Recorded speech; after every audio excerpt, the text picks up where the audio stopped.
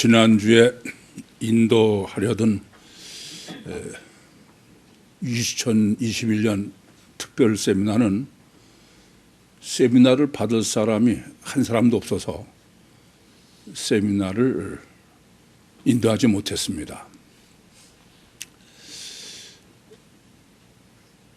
구입교회 시작한 이래로 1월과 8월 달에 인도하던 특별 세미나는 한 번도 사람이 없어서 세미나를 인도하지 못한 적이 없습니다.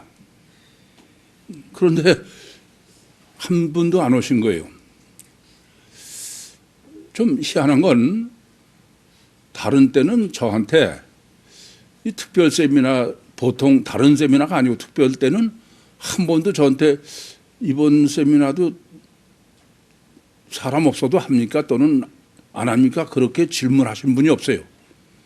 근데 이번에는 이상하게 저희 집사람도 그러고 세미나 발sem이 있냐? 자꾸 이런 걸 물어봐요. 그래서 제가 그때부터 이상하다. 왜 이번에는 자꾸 저렇게들 안 하던 짓을 할까? 영빨이 섰나 봐. 그렇게 우려하듯이 한 분도 오시지 않아서 세미나를 인도하지 못했습니다. 왜 한 사람도 안 왔을까요? 여러분은 왜 한 사람도 특별 세미나에 안 왔을까요? 저희 교회는 해석이 틀려요. 제 해석은 틀립니다. 구유복음이 뭡니까? 저희는 하나님이 주시지 않은 거라면, 주님이 주시지 않은 거면 아무리 정으로 저는 싫습니다. 범사에 주님을 인정하는 게 구유복음이에요. 그럼 한 사람도 안 오는 건 왜 안 오는 거예요? 주님이 안 보내주셔서 안 왔다. 저는 그렇게 믿습니다. 그래서 저한테 저게 집이 몇 채씩이는 도둑놈이다 그래도 범사에 그걸 인정하니까 하나님이 저 사람을 시켜서 저한테 말씀하시는구나. 그렇게 해석하는 것이고, 또 신천지 사람이라고 여러분 중에 저한테 말씀해도 왜 하나님이 보내주셨는데 왜 그러냐. 그게 구유복음 아닙니까? 그래서 저는 하나님이 보내시지 않았다. 그렇게 해석을 하는 것입니다. 그 왜 보내시지 않았을까? 그게 우리가 생각해야 될 문제죠. 주님께서는 제게 한 사람을 위해서 목회하라. 스데반이 바울 한 사람 구원하기 위해서 순교한 것이 작은 일이냐. 그래서 감옥서부터 하면은 30년이 넘도록 저는 늘 한 사람을 위해서 목회를 하는 것이 제 신앙이고 제 신학이다. 그렇게 늘 믿고 제대로 하지 못했지만 30여 년 동안 목회를 해왔습니다. 그래서 저희 교회는 전혀 전도를 하지 않는 이유가 있는 거예요. 다른 사람들 이해를 못하는 거예요. 왜 전도를 안 하느냐? 아니, 주님이 보내주신 한 사람이 누군지 어떻게 알아? 요한복음 6장 44절 말씀처럼 아버지께서 이끌지 않으시면 내게 올 자가 없다고 그러셨어요. 그러니까 저희는 누군지 모르니까 주님께서 보내주신 사람만 데리고 목회를 하겠습니다. 그러니까 우리는 전도를 하지 않는 거 아닙니까? 대신 누구든지 이 영성 세미나를 받겠다든지 그러면 땅끝까지라도 한 사람을 위해서 가서 전해야 되는 게 그게 제 소명이고 구육교회의 소명이다. 그렇게 믿고 목회를 한 지가 이제 30여 년이 된 것입니다. 그럼 왜 지금 와서 주님께서 한 사람을 안 보내주셨을까? 일주일 동안 푹 쉬면서 이 점 때문에 많이 고민도 하고 생각도 하고 기도했습니다. 그래서 정리를 했습니다. 주님께서 스데반의 선교는 이제 마쳤다. 한 사람을 위해서 목회하는 건 스데반의 사역이다 그런 말씀이에요. 사실 한 사람을 위한 목회는 그것은 스데반의 사역입니다. 십자가 사역이에요. 30년 동안 목회한 걸 되돌아보니까 참 우선 감옥이라는 십자가에 안 갔으면 한 사람 목회도 안 했을 뿐 아니라 뭐 양재동에서 아예 시작이 여기 지금 있는 분보다 더 많은 분으로 시작했으니까 한 사람 목회를 못했을 텐데 생각해보면 그야말로 스데반의 사역이란 스데반은 순교함으로써 바울을 구원했다고 주님이 말씀하시는 거니까 그건 십자가 사역이다. 그런데 지난 3일 날 사도행전 9장 10절에서 19절로 정립한 것은 바로 사울이 구원을 받은 거예요. 스데반의 사역은 사울 한 사람 구원하기 위해서라는 게 주님이 저한테 알려주신 스데반의 사역입니다. 그러니까 지난주로 스데반이 구원을 받았으니까 스데반 사역은 끝난 거예요. 그래서 한 사람도 보내주지 않았다. 그런 주님의 역사이심을 확인할 수 있었습니다. 그리고 이제 오늘 우리가 정립하는 본문은 구원받은 이 바울이 복음을 모든 민족에게 전하는 바울 사역을 시작하는 거예요. 구입교회는 지난주로 전혀 다른 교회로 특별히 이번 주부터 다른 교회로 출발한다는 점을 아셔야 되겠습니다. 지난주까지는 무슨 사역이라고요? 스데반 사역이에요. 금주부터는 바울 사역이다. 주님께서 이제 80이나 된 저한테 바울 사역을 하라고, 그것이 주님의 뜻임을 저는 확인했습니다. 이제부터 천국 복음을 모든 민족에게 전해야 될, 그게 우리의 실제적 사역이다. 그간에 도대체 한 사람을 위해서 목회를 하러 오시면서 어떻게 이 천국 복음을 모든 민족에게 전할까, 그걸 엄청 고민을 했는데 저는 한 주간 기도하면서 이제 깨달았습니다. 이제부터 바울 사역을 해라. 구입교회는 이제부터는 스데반 교회에서 바울 교회로 바뀌는 것이다. 그렇게 이해하시면 되겠습니다. 바울의 사역이 천국 복음을 모든 민족에게 전하는 거예요. 구유교회의 사명이 천국 복음을 모든 민족에게 전하는 것입니다. 그 전하는 것이 다른 복음이 아니라 천국 복음이어야 돼. 그 천국 복음은 복음서 신학이 아니면 천국 복음은 정립할 수가 없습니다. 그래서 사도행전 9장은 처음부터 지금 바울 사역을 준비하는 것이 복음서 신학을 정립하는 것이 사도행전 9장의 구조다.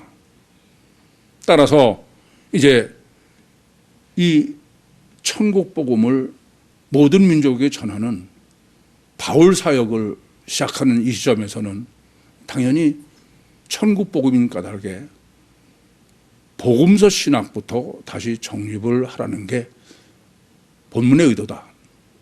왜냐? 바울이 천국 복음을 전해야 되겠는데 바울은 주님의 공생애를 전혀 모르는 사람이에요. 그렇지 않습니까? 바울이 만난 주님은 사도행전 지금 9장 1절부터 9절에 기록한 것처럼 부활하신 주님이 사오라 사오라 그렇게 불러서 주님을 만난 거예요. 고린도전서 15장 8절 말씀처럼 부활하신 주님이 500 형제에게 동시에 현현하셨는데 맨 마지막에 만삭되지 못해서 난 자기에게 주님이 부활하신 주님이 보여주셨다.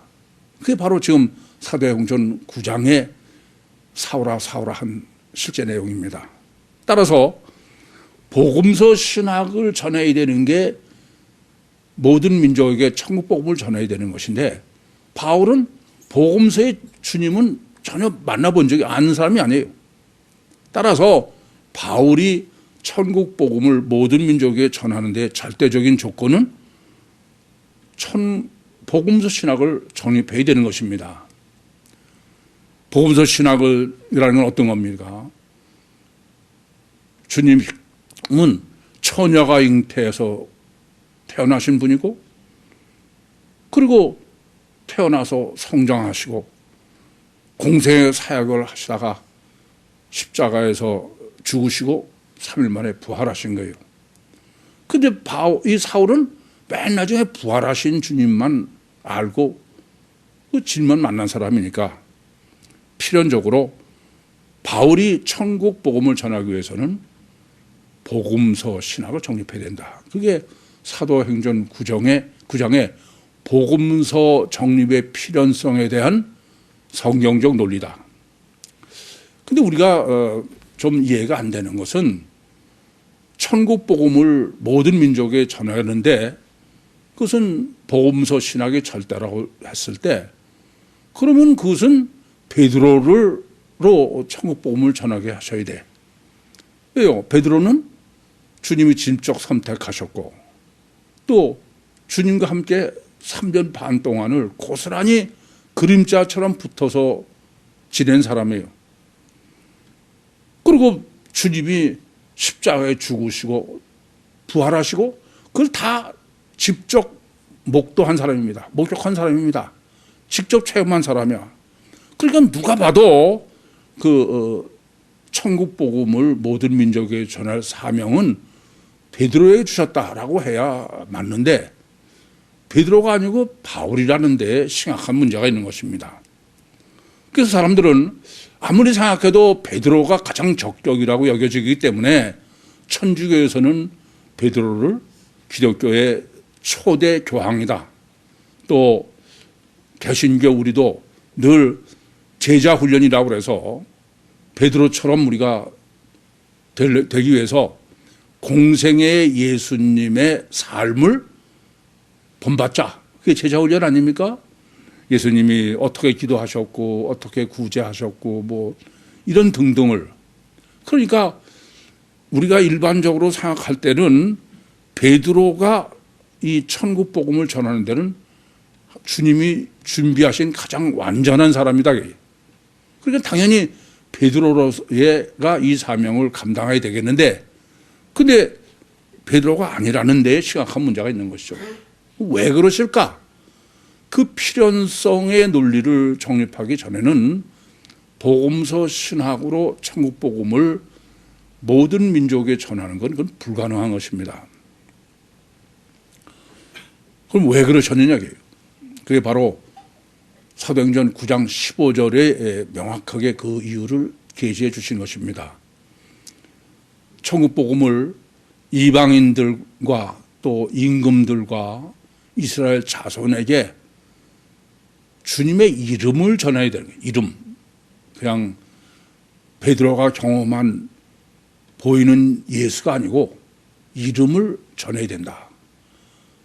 그게 천국 복음을 전해야 될 실제 내용이다 그런 말씀입니다. 그리고 이름을 전하는 거에는 주님께서 그 바울을 내가 택한 그릇이라는 거예요. 지난주에 정립해 드렸지만은 왜 하필 그릇이냐 이게. 종도 아니고 인격이 전혀 없는 의지가 없는 제 표현 들으면 바로 전깃줄여야 된다. 제가 늘 전깃줄이라고 말씀드리는 거는 전깃줄은 고스란히 주님 것을 전해야 되는 게 고스란히 중간에서 좀 변질하거나 그러면 안 되죠. 이게 가장 완전한 전깃줄은 어떤 겁니까?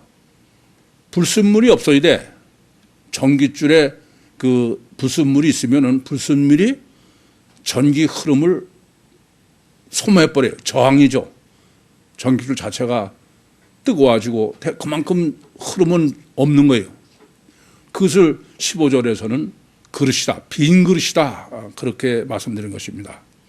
다르게 말씀드리면 천국 복음을 전하는 것은 그것은 주님이 하셔야 되는 거지 사람이 해야 되는 게 아니다. 그런데 사람을 통해서만 하셔야 되기 때문에 그 사람은 어떤 조건을 갖춰야 되냐 하면은 빈 그릇이 된다. 선입견이 있거나 다른 그러면 안 된다. 그래서 베드로도 워낙 주님에 대한 육신의 예수에 대한 것이 확실히 많이 정립하고 알고 있기 때문에 마태복음 26장 31절부터 33절에 스칸달리저래 백지가 돼야 된다고요. 오늘 내용대로 하면 빈 그릇이 돼야 된다 겁니다. 그래서 우리도 신앙의 가장 어려운 것은 날탱이가 되는 거예요. 선입견을 다 지워버리는 거예요. 그게 되기 전에는 주님의 그릇이 될 수 없다. 주님이 쓸 수 없다 겁니다. 그 점을 명확하게 알아야 됩니다. 모르면은 그러면 복음을 바로 알 수가 없다. 그래서 여러분도 코유하시면서 또는 성경이나 설교 정리를 하실 때 가장 문제가 되는 거는 백지가 안 되는 거야. 여러분은 꽤 백지로 해서 설교 정리했다고 제출하시는데 제가 보니까는 백지가 없어. 너무 기울어져 있는 거예요. 왜냐? 천국 복음은 내가 할 수 있는 게 아니에요. 그건 100% 주님이 하시지 않으면 그건 불가능하기 때문에 그래서 나는 빈 그릇이어야 된다.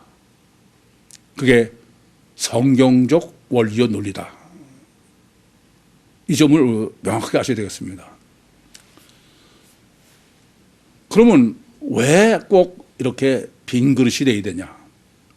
그것은 하나님이 천지 창조를 하신 것부터 정리를 해야 바로 정립할 수 있겠습니다. 하나님께서는 전지전능하신 분입니다.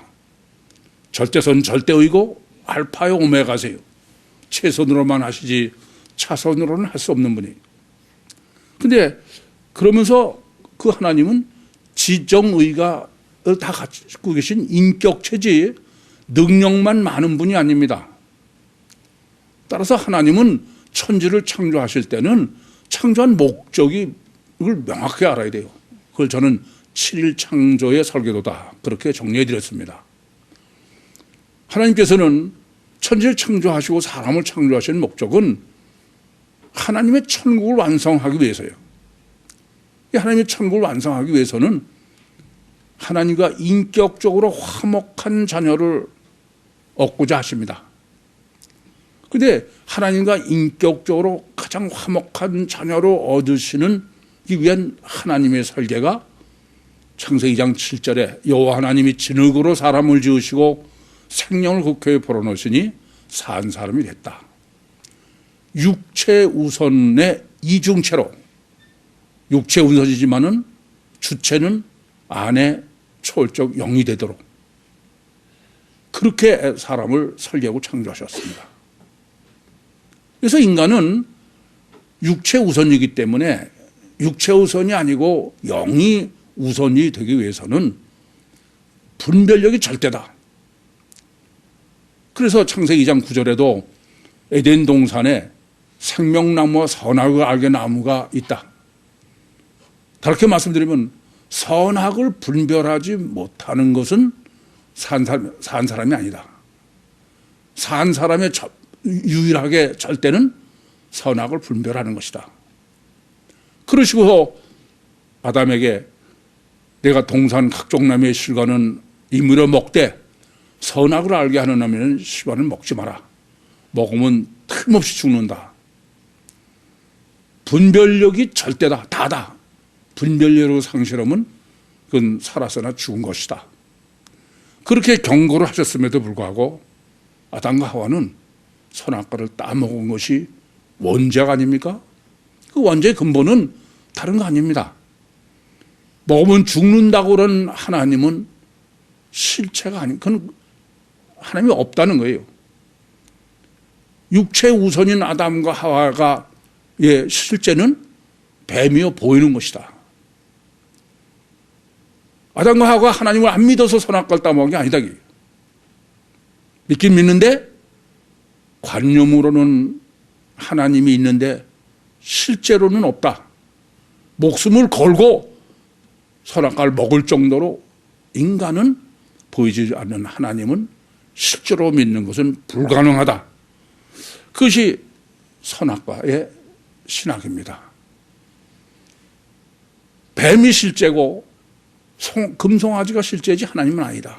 여러 번 드린 말씀입니다마는 애굽에서 10가지 재앙을 내리시고 홍해를 마른 땅으로 건너오게 하셨어요. 그래서 홍해를 건너와서 북치고 장구치면서 하나님을 찬송했어요. 하나님을 실제로 믿는 것 같았는데 모세가 시내산에 올라가서 내려오지 않으니까 우리를 인도하던 모세는 어디 가느냐, 그리고 금송아지를 만든 것입니다. 이렇게 원죄란 다른 거 아니에요. 하나님을 믿긴 믿되 관념으로는 믿는데 실제로는 하나님은 없다. 실제로는 보이는 것만이 실제다. 그게 원죄다 그랬습니다. 원죄 신학을 올바로지 정립하지 못하면은 그건 절대로 성경적 신앙은 그건 불가능한 것이다. 이렇게 사람은 보이는 게 아니면 안 되는 치명적 약점을 가지고 있는 거예요. 사실 이 점 여러분들은 워낙 많이 들어서 잘 아시지만 실제로 여러분들이 인간은 육체 우선이요, 가적 결과만이 전부요, 철저하게 자기중심적인 마귀의 기름 부음 받았다. 요거 하나만 정확하게 하셔도 이 세상의 모든 것을 여러분이 분별하고 판단하는 건 아주 간단합니다. 그런데 그것이 안 되는 거예요. 대단하다는 진화론자들, 그 사람이 딱 하나 이걸 모르는 거예요. 다윈이 종의 기원을 그걸 안다는 건 아예 그건 있을 수 없는 일임에도 불구하고 이렇게 원죄를 바로 아는 것은 여러분의 분별력이나 가치관이나 모든 것에 가장 절대다. 인간이 이러한 아담 후손으로서 육체와 절대고 보이는 것만이 절대인 사람에게 하나님은 보이지 않는 하나님을 실제로 믿게 해야 돼요. 그래서 이러한 인간에게 인간의 입맛에 맞도록 실제로 믿게 하려니까 하나님을 보이게 하는 수밖에 없어요. 제가 그것을 맞춤형이라고 그럽니다. 그게 아니면 안 되는데 뭐 다른 방법이 있습니까? 그래서 하나님께서는 이러한 아담 후손인 모든 인간에게 보이지 않는 하나님을 실제로 믿게 하려면은 하나님을 보이도록 계시하는 수밖에 없어요. 그게 뭐냐면 바로 성전입니다. 그래서 출애굽기 25장부터 31장에 그러니까 31장까지 하나님께서 모세에게 성막을 지라고 그러신 거예요. 세미나 때도 누차 말씀드렸지만은 성경에 기록되어 있지 않지만 모세는 아니 하나님이 뭐 열왕기상 8장 27절에서 30절에 솔로몬의 기도에서도 알 수 있는 것처럼 아니 성막이나 성전 안에 계시지도 않는데 뭐 이렇게 어마어마하게 성전을 지라고 그럽니까? 하나님이 왜 그러신지의 설명이 바로 출애굽기 25장부터 31장까지 성막을 지라고 그러시고 출애굽기 32장에 금송아지를 계시하고 있는 거예요. 무슨 말씀이냐면 인간은 보이는 게 아니면 실제가 아니다. 하나님이 그렇게 해서 다 인도해 왔었는데도 하나님은 없다는 게 금성아지지. 그래서 할 수 없이 하나님을 보이도록 계시하는 게 뭐다? 성전이다 이겁니다. 여쭤볼게요. 이 성전과 금송아지가 뭐가 다릅니까? 여러분, 제가 수도 없이 성전 신학을 말씀드렸어. 일부 예배 때 제가 물어봤어요. 도대체 성전도 보이는 거고 금송아지도 보이는 거야. 뭐가 다르냐, 둘이. 보이는 게 절대면 그 성전도 우상하고 뭐가 달라? 이 생각도 안 하시면서 성전 신학이 중요하고, 그건 참, 저 일부 때 놀랐어요. 여러 사람한테 물어봤는데 아무도 몰라. 여러분 아세요? 네? 이중체와 단일체 차이. 맞아요. 성전은 이중체야. 우상은 단일체예요. 이 점을 잘못 아시면 안 돼. 똑같이 보이는 건데 하나님을 보이도록 계시한 건 이중체로 계시한 게 성전이야. 우상은 단일체로 계시한 거다, 그런 말씀이야. 그런데 이 성전은 히브리서 8장 9절에서 말씀하는 것처럼 그건 그림자지 실제가 아니에요. 그래서 이렇게 보이지 않는 하나님을 보이도록 계시한 성전은 침례 요한에 의해서 폐지가 되는 거예요. 그래야 이중체인 신인 메시아가 되는 거예요. 이 점을 명확하게 아셔야 됩니다. 그래서 성전 신학은, 제가 늘 성전 신학은 신인 메시아를 계시한 거지 무슨 성막론이 어쩌고, 세미나 때도 얼마나 이걸 여러분에게 강조하면서 설명드려요.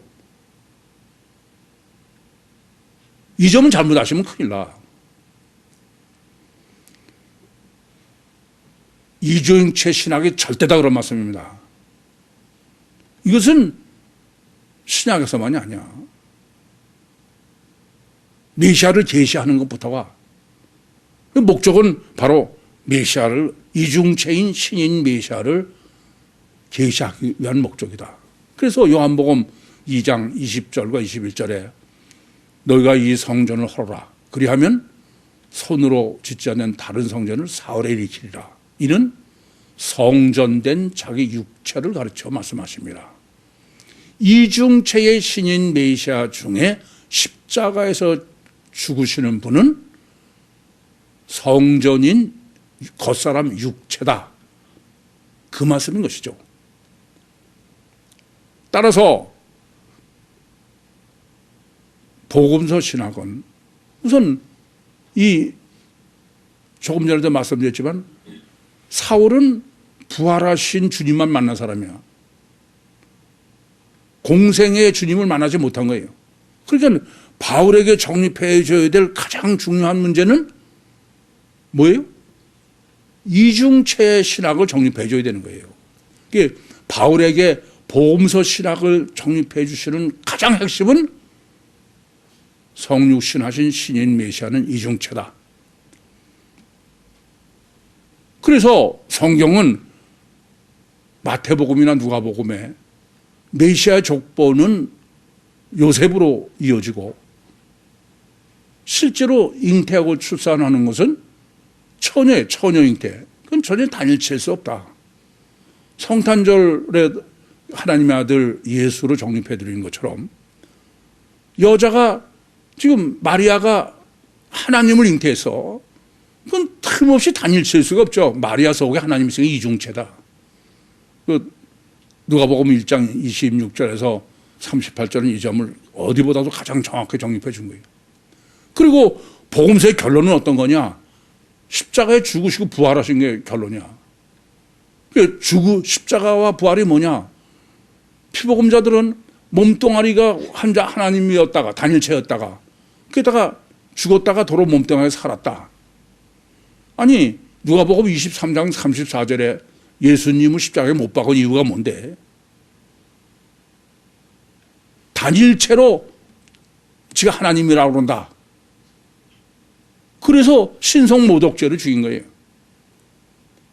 그래 놓고서 다시 이 기독교가 부활한 예수는 단일체가 불사조가 됐다는 거예요.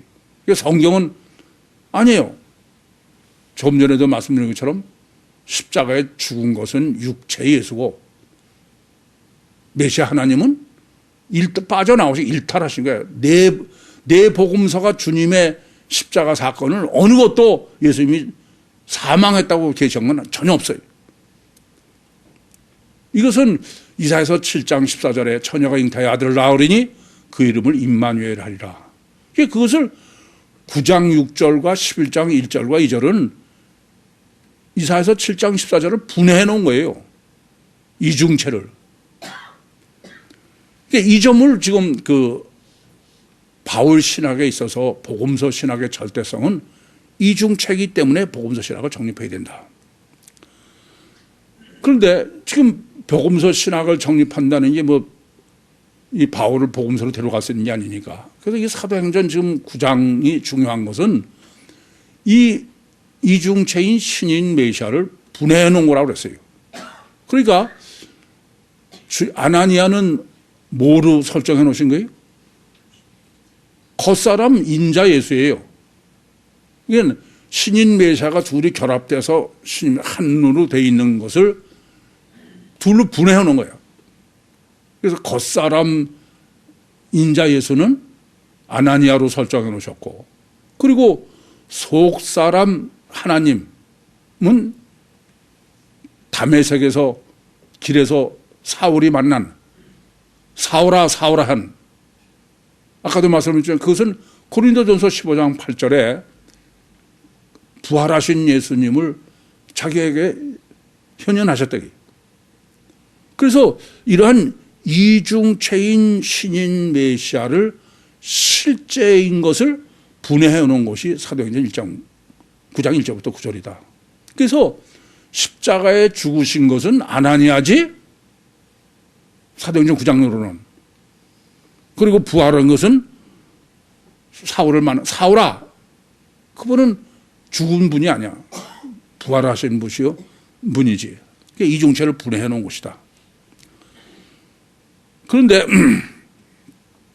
지금 이런 이중체 중에 누가 메시아냐? 그게 지금 본문 22절에 호 크리스토스라는 거예요.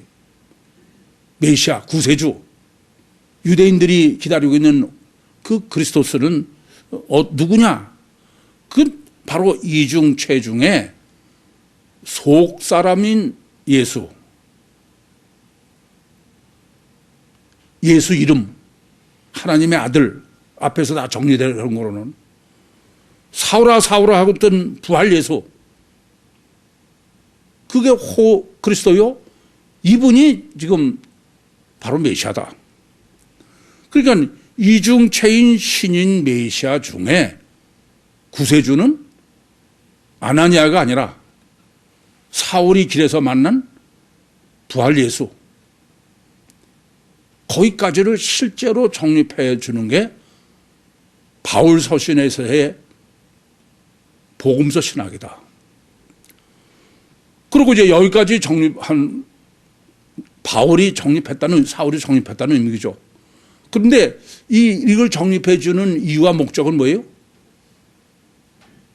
천국 복음을 모든 민족에게 전하는 것이 목적이지, 아시겠습니까? 그 자체 정립하는 게 목적이 아니에요.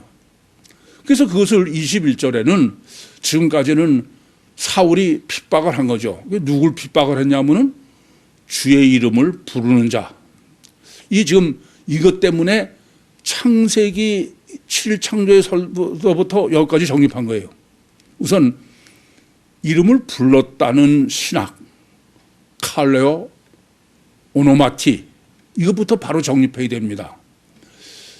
우선 이름이라는 것 자체가 그 사람의 인격이요 모든 것을 의미하는 것입니다만은 우선은 이름을 불렀다는 이 21절을 올바로 정립하시려면은 창세기 2장 19절부터 20절을 맨 첫 단추로 정립해야 된다고 그랬어요.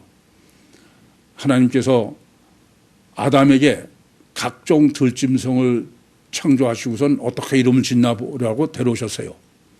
근데 하나님은 어떻게 이름을 짓나라고 데려왔다고 기록하는데 아담은 각종 들짐승을 부르는 거예요. 헬라어로 하면 칼레오, 부르는 거예요. 그래서 그것은 무슨 의미냐 하면은 이 아담이 인격적 교제의 의미다. 그래서 각종 들짐승을 이름을 불러니까 인격적 교제를 해보니까는 그거 가지고는 안 된다. 그래서 영적 존재해야 된다. 그렇게 정립해 드렸죠. 이것을 주님께서는 4명이 중풍병자 하나를 데려와서 지붕을 뚫고 달아내린 걸 가지고 아주 정확하게 정립해 주셨어요. 우리가 보면은 중풍병자는 아무것도 한 거 없어. 4명이 들것에 들고 온 사람의 믿음이 대단한데 주님은 그 4사람의 믿음은 전혀 보시지 않는 거예요. 그 중풍병 달아내려 있는 중풍병자 한 사람을 믿음을 보시고 그 4사람의 믿음을 봤다고 성경은 전혀 기록하잖아. 그리고 4차의 사함을 받았느니라. 이 사건으로 정립해 주시는 것은 바로 이름을 부른다는 게 인격적 교제를 의미하는 것인데 그것은 어떤 인격적 교제를 의미하냐면은 개별적이요, 직접적이요, 실제적인 인격적 관계다. 그 지난주에는 민수기 12장 8절로 모세에게는 대면에서 명백히 말씀하시고 선지자는 꿈과 또는 이상으로 간접으로 이렇게 말씀하는 것으로 정립해 드렸습니다. 본문에서는 지금 이름을 부른다는 거예요. 그 10절에 주님께서 10절에 아나니아라 이렇게 부르셨어요. 그랬더니 아나니아가 주여 제가 여기 있나이다. 이것을 무슨 의미라고요? 직접적이요, 실제적이요, 그런 인격적 교제를 한다. 관계다. 그 이름을 부르는 거는 요한복음 20장 16절에도 막달라 마리아가 부활하신 주님을 보고 동산직인 줄 알았어요. 그런데 주님께서 마리아야 그러시니까 성경은 그 외에는 아무 말도 없어. 그런데 마리아가 주님을 동산직으로 알았던 주님을 바로 주님으로 알아본다. 이 말은 바로 이름을 부른다는 말은 무슨 의미다? 직접적이요, 실제적이요, 인격적 교제, 관계다. 그런 의미다라고 정립해 드렸습니다. 그런데 지금 21절에서 그 이름을 불렀다라고 번역된 헬라어 원문은 칼레오가 아니에요. 그러니까 주님이 마리아를 부르시거나 또는 아나니아를 부르시는 건 칼레오입니다. 그런데 본문에서는 칼레오가 아니에요. 에피칼레오예요. 이게 그 헬라어는 전치사를 붙여서 아주 실제로 구체적으로 계시하고 있는데 우선 에피가 붙으면 어떤 의미냐? 그것은 마태복음 7장 15절부터 27절에 주님께서 양의 탈을 쓰고 나온 이리를 말씀하시면서 그 열매로 그 나무를 안다. 근데 열매로 나무를 안다는 게 열매의 근원이 뭐예요?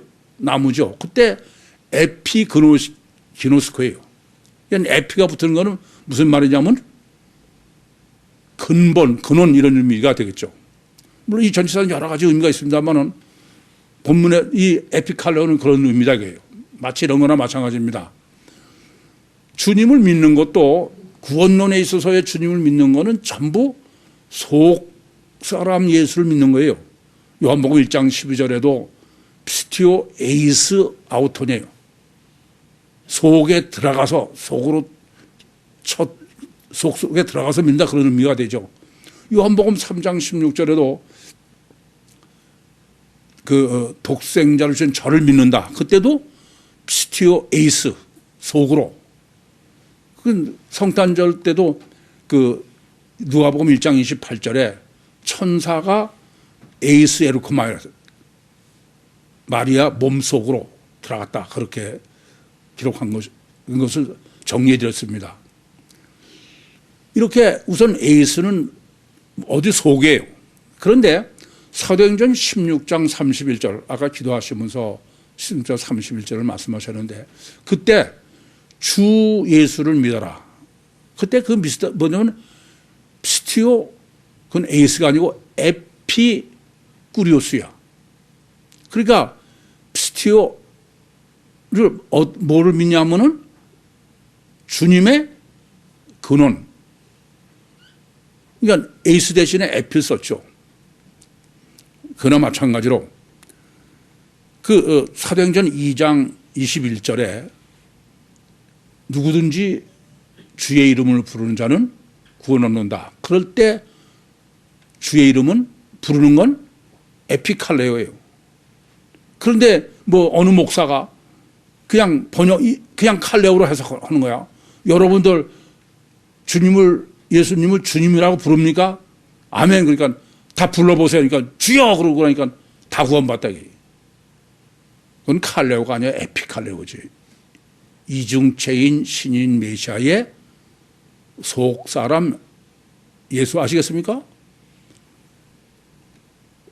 그래서 로마서 10장 31절도 10장 13절에도 누구든지 예외가 없어요. 누구든지 주의 이름을 부른다. 그때 에피칼레오예요. 그 예외가 없어요. 그러니까 이중체인 신인 메시아의 속사람이신 하나님 호 그리스도스와 인격적인 관계를 이룬 사람은 예외 없이 다 구원받는다 그런 얘기지 겉에 보고선 마리아야 또는 아나니아라 그렇게 부른 거는 구원받는다 그런 얘기는 전혀 아니다 겁니다. 그게 이제 지금 본문에서 그 호 그리스도스를 지금 불렀다 그런 얘기죠. 그 이름을. 그런데 지금 이 천국 복음의 이 바울 사역은 22절이 어떤 거냐면은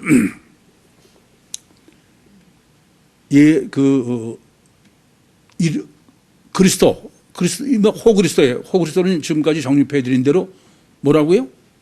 이중체인 신인 메시아의 속사람 메시아를 지금 증명했다는 거예요. 이 점이 대단히 놀라운 거예요.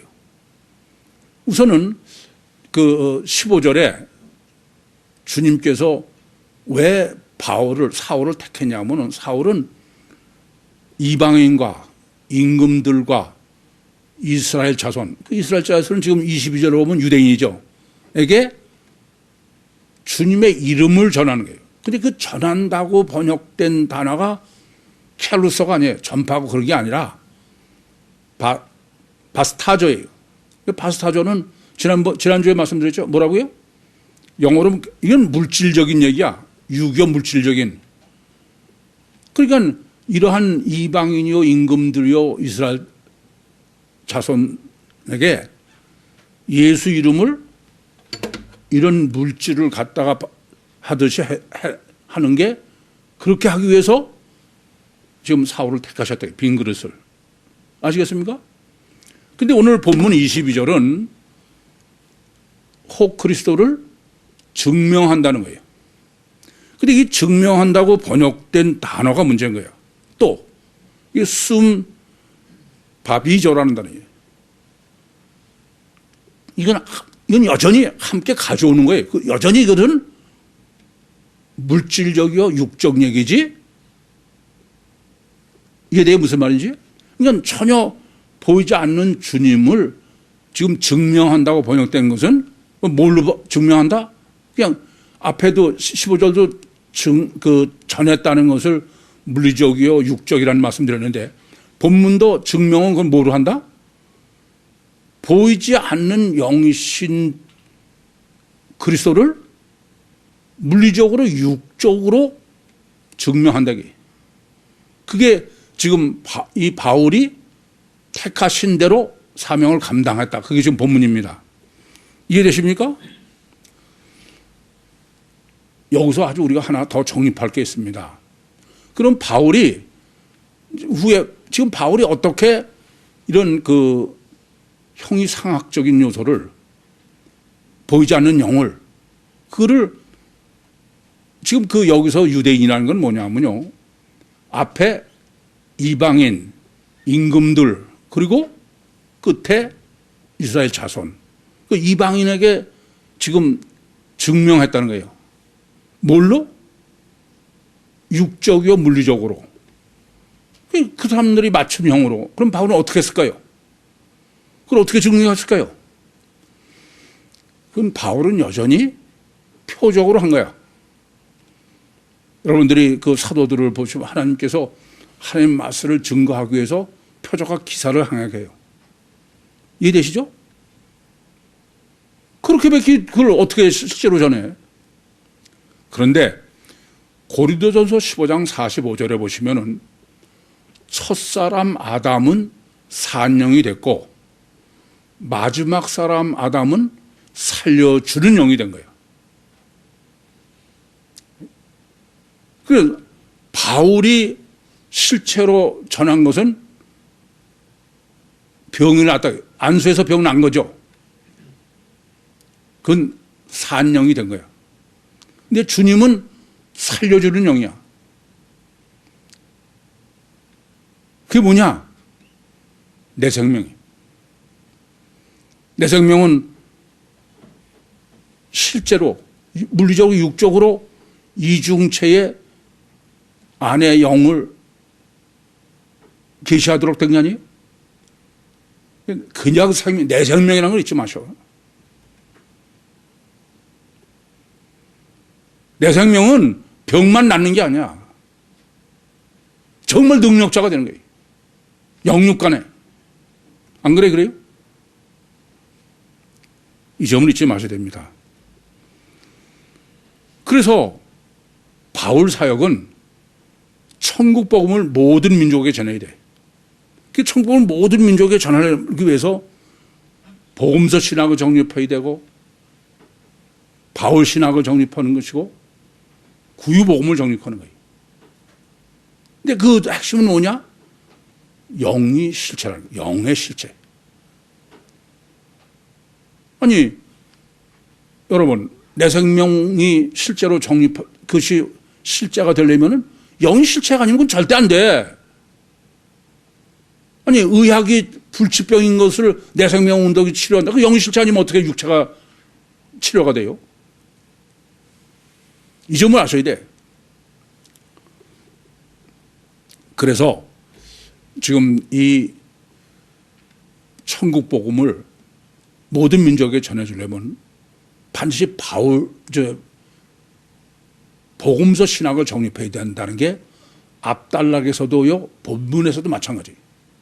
그러면 복음서 신학이 뭐냐는 게 다시 한번 지난주에 정립해드렸죠. 복음서 신학은 제일부터 첫 번째 뭐라고요? 이중체 신학이에요. 이중체. 그래서 조금 아까도 구약에서 성전으로 했다가 그걸 심혜원이 폐지하고 그러고선 성육신하신 신인 메시아. 목적은 뭐냐면 신인 메시아는 단일체가 아니고 이중체다. 그걸 정립해드렸죠. 그게 복음서 신학의 가장 첫 번째 핵심은 이중체 신학이다. 그래서 메시아의 족보는 요셉으로 하고 처녀가 잉태해서 낳은 그 이중체죠. 또 여자가 잉태해서 출산하고 그 이중체다. 십자가에서 부활, 그것도 이중체다. 그래서 복음서를 전혀 잘못 해석하는 건 성육신 하신 목적이 무슨 피 흘려서 우리를 구원한다. 이건 전혀 성경을 모르는 소리야. 요한복음 1장 18절 말씀처럼 본래 하나님을 본 사람이 없을 때 아버지 품속에 독생하신 예수 그리스도가 나타났다.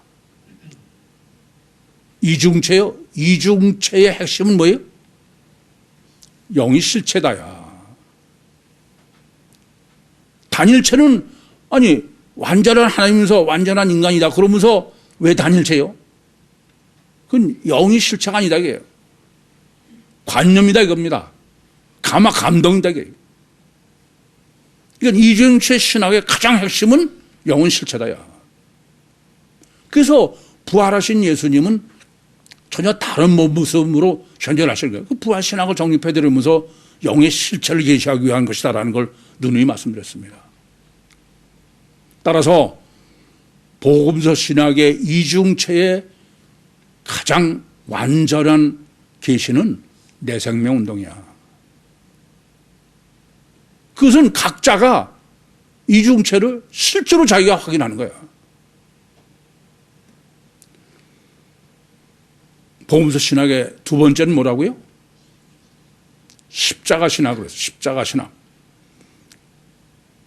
그래서 십자가 신학이기 때문에 주님은 잉태도 비밀로 육체를 죽여야 되는 거기 때문에 출생도 비밀로 성장도 비밀로 사역도 비밀로 다 그랬다고 그랬어요.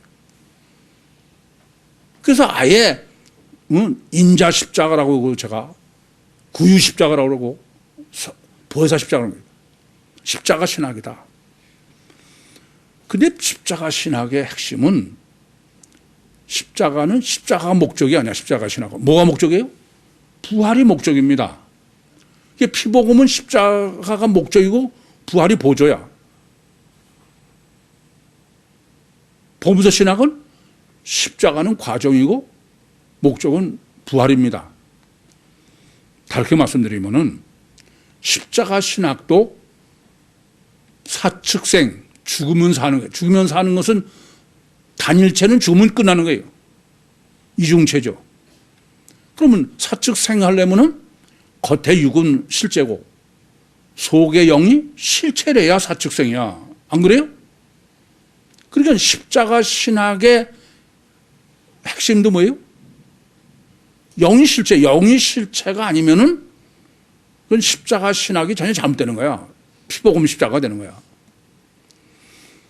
세 번째, 복음서 신학은 원죄 구원이지 자범죄 구원이 아니다 그랬습니다. 원죄 구원과 자범죄 구원이 뭐가 다르냐. 자범죄 구원이라는 것은 제3이라는 것은 실제로 내가 죄를 없다고 인정해 주신다는 거지 제3 받은 사람이 능력이 있다는 얘기 아니에요. 그렇잖아요. 그래서 무슨 제자 훈련해가지고 거룩해진다는 거야. 그러나 성경이 계시하는 것은 이신 칭의가 아니라 이신 득이야. 능력이 생기는 거야. 근데 그 능력이 무슨 능력이면 물리적 능력이에요. 그러니까 하나님과 같이 되려고 원죄를 범했는데 실제로는 창세기 3장 7절에 능력이 나무 잎으로 허리를 힘 위에 다 하듯이 능력이 전혀 없는 거예요.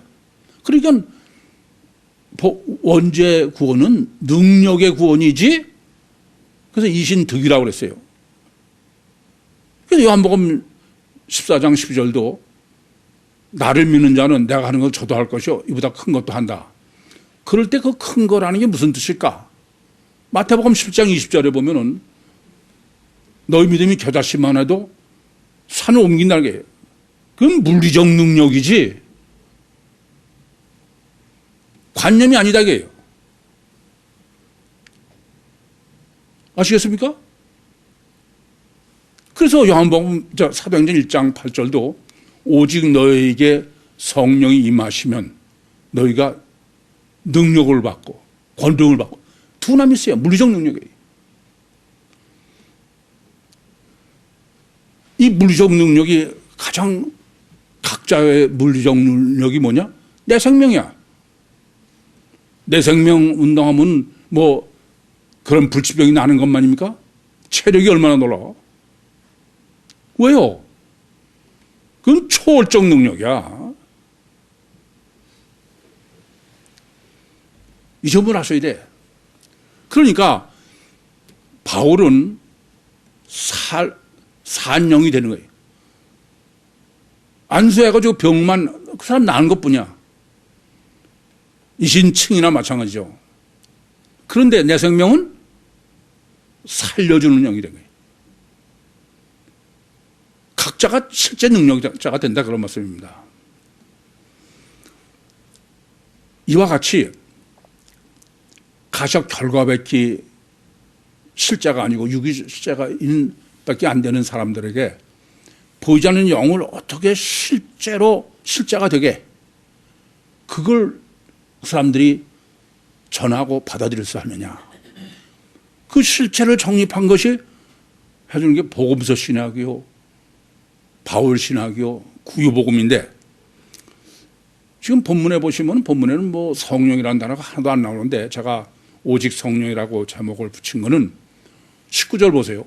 19절에 사울이 다메섹의 제자들과 함께 며칠 있었다는 거예요. 아니, 이게 뭐가 중요해서 써요? 며칠 있거나 무슨 몇 달 있거나 그게 중요합니까? 그리고 20절에는 즉시야, 즉시. 이건 이따가 강의 시간에 갈라디아서 1장을 정립해 드리겠는데, 이건 지금 19절과 20절은 이 바울이 이렇게 이중체의 신학과 영의 실체성을 아담 후손에게 정립해서 전해주는 데에는 인간은 불가능하다. 오직 뭐만? 성령으로만. 그래서 스가랴서 4장 6절에는 힘으로도 능력으로도 안 돼. 오직 하나님의 신으로밖에 안 된다 겁니다. 빈 그릇이 아니면 할 수가 없다 겁니다. 하나님께서 저를 빈 그릇으로, 저는 신앙생활 시작할 때도 아예 날탱이부터 시작했다고 생각했는데 안 돼. 아직도 빈 그릇이 안 돼서 30여 년을 스데반의 순교에 목회를 하게 하신 게 아닐까, 그렇게 생각이 듭니다. 그래서 첫째는 지금 그 22절에 증명했다고 그랬어요. 이게 뭐냐면 영의 실체성을 증명한 거죠. 그 증명한 것을 뭐로 했다? 물리적 육적으로 해야 되는 거야. 그러려면은 어떻게 해야 되냐?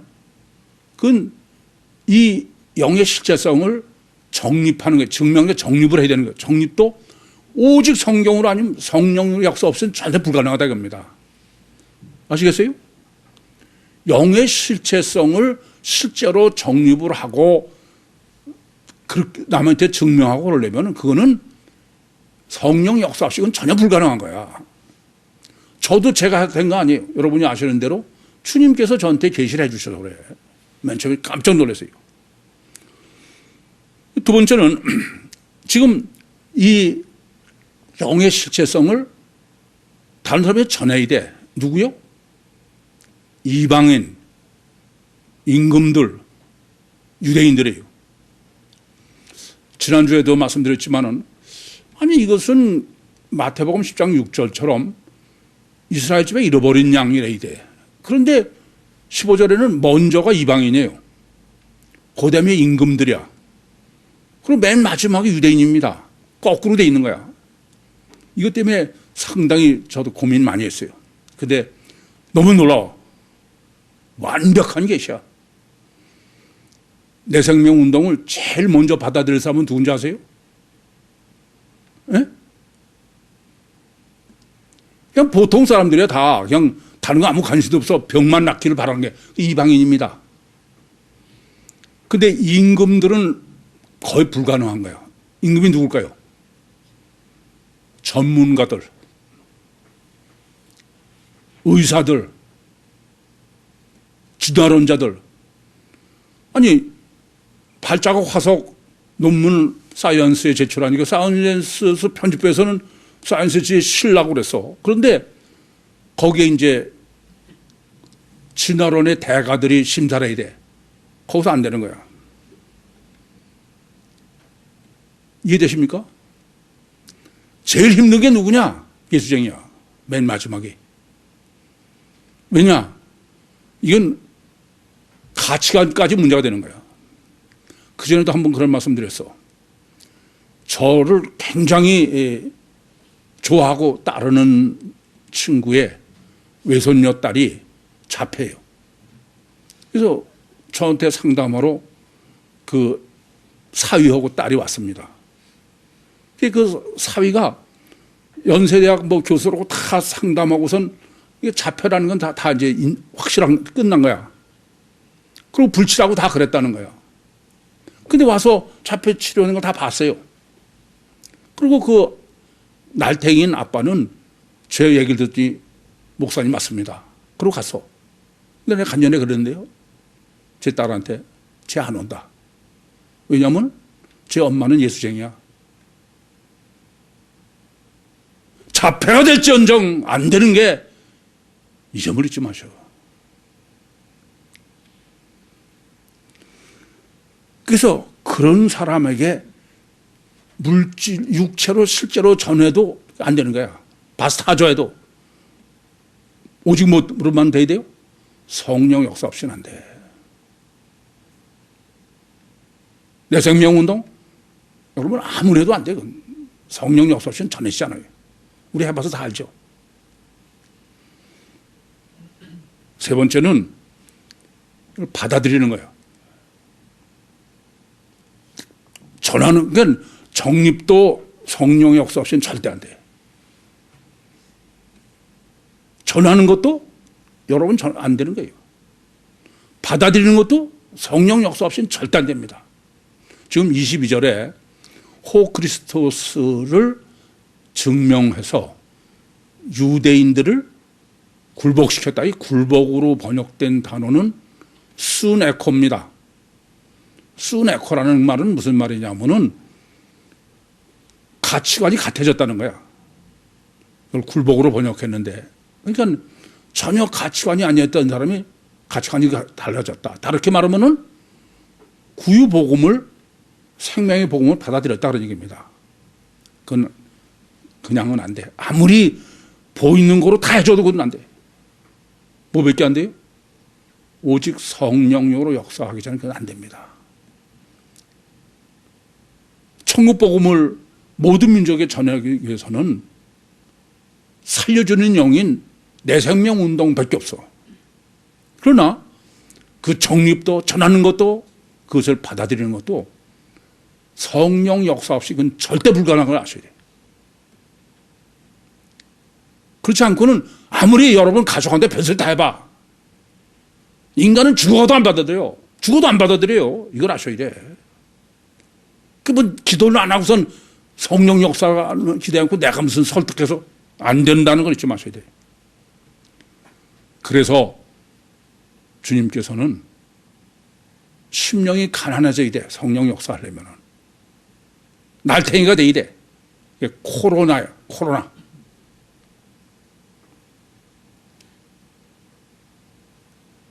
잊어버리지 마시기 바랍니다. 여러분들에게 이 지금 사도행전 신학으로 이미 오직 성경, 오직 예수, 오직 믿음을 정립해 드렸습니다. 그러나 오직 성령이 안 되면 아무 소용이 없어. 오직 성경도 오직 성령으로만, 오직 예수도 오직 성령으로만, 오직 믿음도 오직 성령으로만이야. 그래서 제가 영성 세미나 인도하면서 둘째 날에 왜 삼일체로 존재하셔야 되느냐. 부동불변의 진리인 하나님은 천국 보좌에만 계시고 이 땅에서 실제로 하나님의 일을 하실 것은 항상 성령이다. 천지창조도 실제로는 성령이요. 이건 관념에 실제라는 걸 잊지 마셔요. 처녀잉태도 오직 성령이요. 주님이 이 땅에 하셔도 오직 성령이다. 우리도 실제로 성부 하나님이나 성자 하나님이나 천국 가는 거 오직 성령밖에 안 돼. 예수 피복음으로 제사 받아서 구원받는 거 아니에요. 오직 하나는 딱 하나 성령이에요. 마지막 종말 때에 여러분을 택하신 주님은 오직 성령으로 거듭나서 오직 성령의 능력으로 육과 세상을 승리하시고 오직 성령으로 휴거하셔서 주님 오실 때 천국에서 하늘에서 주님을 만나는 구유 모든 식구가 되기를 지금도 간절히 소원하십니다. 오직 성령으로 육과 세상을 승리하시고 오직 성령으로 휴거하시는 종말 때 선택함을 받으신 빈 그릇에 성령을 꽉 채워서 주님의 소원을 누리는 우리 모두가 되기를 간절히 소원합니다. 기도하시겠습니다. 살아계신 아버지 하나님, 은혜와 사랑을 감사합니다. 여기까지 말씀하시고 인도하시고 역사하신 주님, 아직도 저희를 저보다 더 잘 아시오니 은혜를 더해 주셔서 한 사람도 나고작 없이 종말 때 택함 받은 자의 사명과 영광을 함께 해 주시옵소서. 예수님의 이름으로 기도하옵나이다. 아멘.